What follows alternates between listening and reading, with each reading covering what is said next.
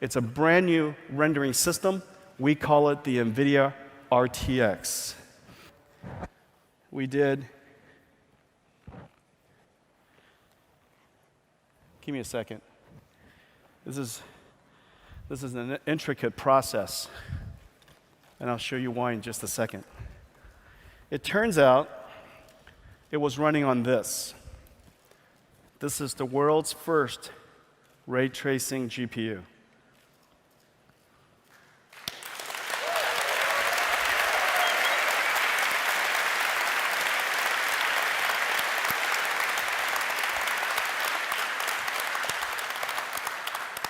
The reflections on this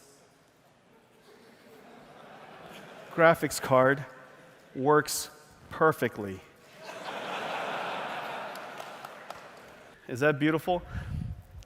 This is the world's first ray tracing GPU. The performance is absolutely incredible. Up to 10 gigaраys per second. 10 gigaраys per second. Just to put it in perspective, the fastest CPU in the world with a whole bunch of cores in it can probably do a few 100,000, a couple of 200,000-300,000 rays per second. This is the world's first gigaray GPU. How many rays you got? Gigarays. Not only does it have an enormous amount of floating point performance for shading, also this shader, this shading architecture, this SM, our new compute architecture, has the first independent integer and floating point processing pipeline so that we could do address calculations and numerical calculations all at the same time. We perform up to 16 teraflops, and when was the last time you heard the word TIPS? 16 TIPS. Here we go, thanks, Paul. That's very beautiful. 500 trillion tensor operations per second. 3 types of processors. The SM, for compute and shading, a brand new processor called the RT core with 10 gigaраys per second for ray tracing, and a new processor called the Tensor core for deep learning and AI, 500 trillion operations per second. The new Turing GPU is the greatest leap since 2006 when we introduced CUDA. This fundamentally changes how computer graphics is going to be done. It's a step function in realism. These are our goals, to make sure that whatever images are generated is dramatically different than what was possible before. That we invent a new computing model that takes advantage of the efficiencies of rasterization, but the realistic simulation of light for shadows and reflections and area lights, refractions, and all of those translucencies and all of those effects that are so difficult with rasterization, to combine it with compute and also artificial intelligence, to make all of this work together in an operable way. And just to take a look at what's inside this chip, so the Turing SM, 16 teraflops and 16 TIPS, does concurrent floating point and integer instructions at the same time, has a unified L1 cache, has variable rate shading. For foveated rendering, all kinds of new algorithms are possible. Motion adaptive shading, so when things are moving, you don't have to dedicate as much shading horsepower to it. For different areas that you might be able to reduce the amount of shading horsepower dedicated to it because the content's not changing very much. So all kinds of new algorithms are now possible so that we can conserve the shading horsepower to create and dedicate it and focus that computing resource where you might need it most.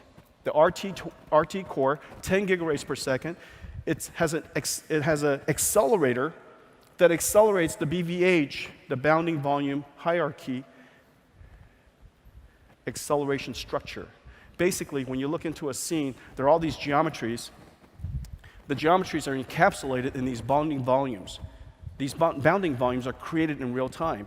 And this bounding volume inside has subparts in the geometry, and they have sub-bounding volumes. When an ray intersects one box, you can dismiss all of the other boxes because they're not going to be in the ray. That allows you to figure out, as quickly as possible, test of all the rays that you're sending into the scene, which ray intersects with which surface and which primitive. That test is so computationally intensive. For the longest time, people thought that it would never be possible to do on a GPU until now. That was the amazing invention. As a result, we were able to achieve real-time ray tracing for the very first time. The Tensor Core has 3 different precisions. FP16, well, of course, it has FP32. It has 120 teraflops, 25 teraflops of FP16, 250 tops of Int8, and 500 tops of Int4. If you need precision, use FP16. 10 times the performance of Pascal. If you need less precision, use Int4.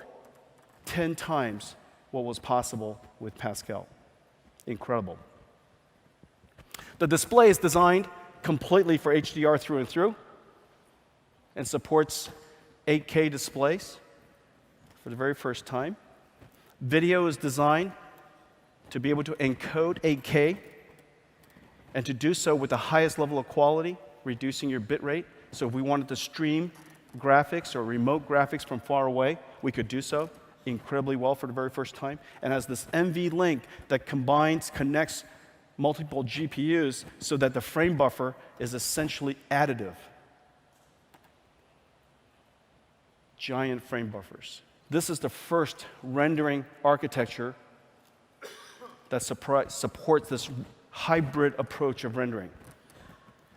Interoperability between rasterization and ray tracing and compute and AI. It supports optics, Vulkan, and Microsoft DXR. There's a plug-in architecture for deep learning so that we could create models for super resolution, for example, for denoising, for example, for frame interpolation, for example. All kinds of new special effects are going to be possible because of this architecture, and it runs it on the Tensor Core. The Tensor Core is so fast, it makes it possible for us to create these really sophisticated models, deep learning models, and run it in real time. Computer graphics reinvented, merging rasterization and ray tracing, compute, and AI. Real-time ray tracing, running on top of Microsoft's DXR API, is that we're going to use AI in so many different parts of our graphics pipeline. One of them is anti-aliasing. As I was mentioning earlier, we use a temporally stable, not a temporarily stable, a temporally stable convolutional autoencoder. We teach this autoencoder from ground truth that was generated from 64 samples, jittered samples of a rendering. And we teach this neural network how to take an image and generate that. We teach an AI network, after we're done training it, you'll give it an image, and it will automatically generate a much higher quality image.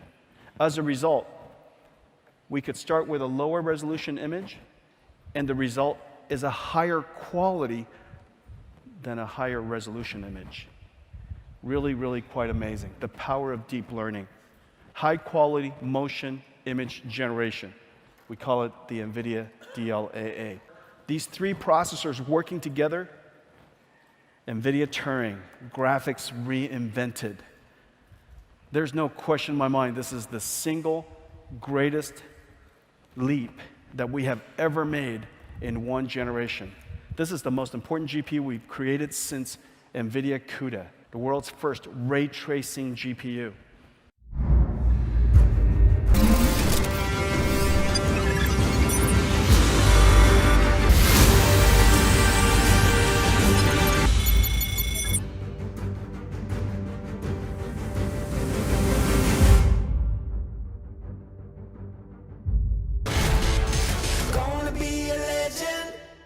The Geforce RTX 20 series, computer graphics reinvented. It is designed for overclocking, crazy amounts of overclocking, 8 gigabyte frame buffer. RTX 2080, 8 gigaраys per second, 60 trillion RTX ops.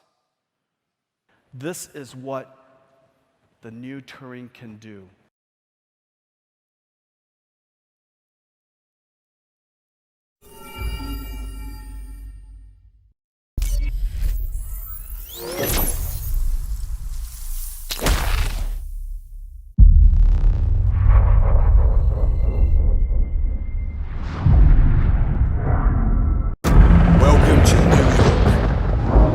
2.0. That was a bit messy. Maybe you need this. Silent and deadly. Look at the modifications, Michael. Is it Seth? Cell? Is it even human? Whatever they're doing, there'll be no Earth left. Whose face are you wearing under that helmet these days, Prophet? Do you even have a face anymore?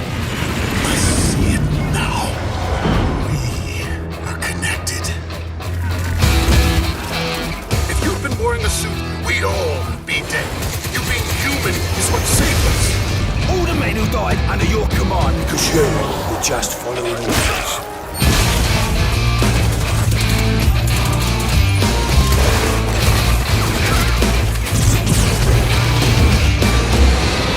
My name is Prophet.